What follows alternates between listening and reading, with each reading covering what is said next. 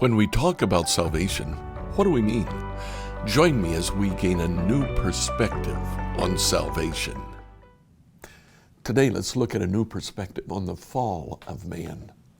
Now, I had always been used to reading Genesis 3 as simply the fall of man. But the more I've read intertestamental literature that would have generally been known at the time of Christ, they actually talked about three different falls in the book of Genesis. The first is Genesis 3, and it is the fall of man. So today, let's just look at the fall of man. Now, in the fall, chapter 2 sets us up for what happens there. There are several things that take place that helped me to come to understand that man's fall affected more than just his innocence. It changed the very fiber of his being. In chapter 2, man was certainly innocent. He had a knowledge of what was good. We know that because God created the world, and 7 times in chapter 1 and twice in chapter 2, he says, this is good. The trees are good. The plants are good. The world is good. Man knew what good was. He had no knowledge of what evil was, though.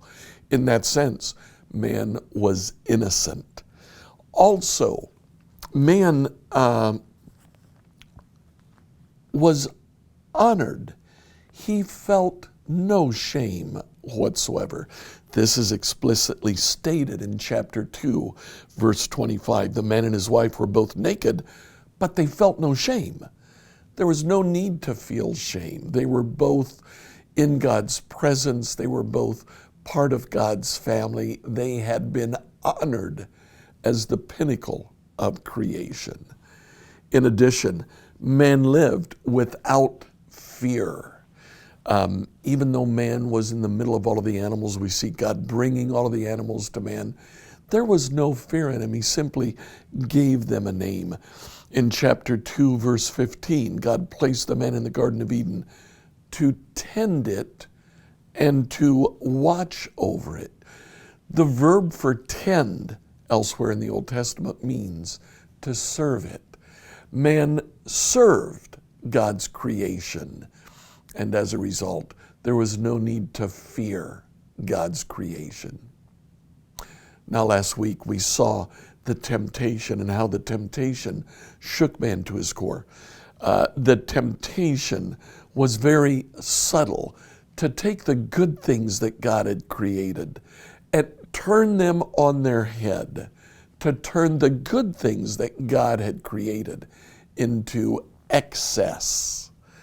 So Adam did that. He fell to the temptation. The good things that God had created, he now usurps. And 3 things happened to Adam. First of all, he had lived a life of honor. The first thing that happened when Adam sinned is he now felt shame. We mentioned chapter 2, 25, the man and his wife were both naked and they felt no shame.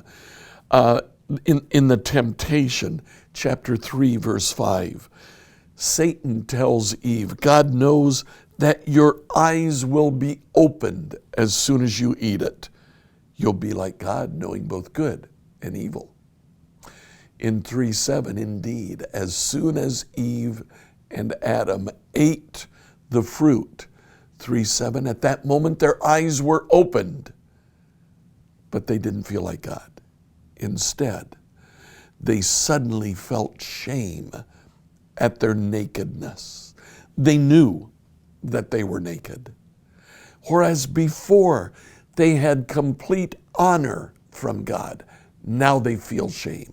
Whereas before they were part of the family of God, now they felt separated, distinct from God. We see that before they lived a life with no fear. Well, in verse 10, Adam and Eve hide from God when they hear him walking in the garden. God realizes they're hiding and he calls to them, "Where are you?" And Adam responds, 3:10, "I heard you walking in the garden, so I hid. I was afraid because I was naked and ashamed." Now, in this, we see the previous harmony that man felt with nature is now interrupted. Now man feels fear. The third thing that man feels is the guilt of having disobeyed. But it's interesting that that's the third thing that he feels, not the first thing that he feels. God said, "Who told you that you were naked?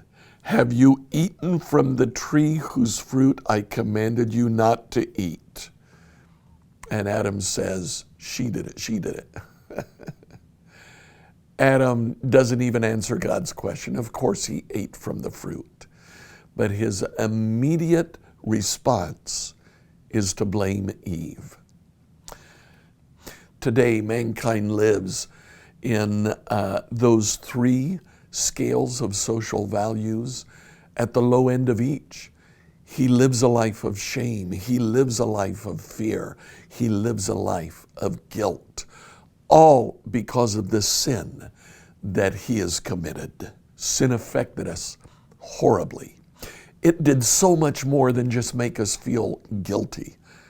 Sin was so much more than disobedience. We also became shameful. We also became weak in addition to being guilty.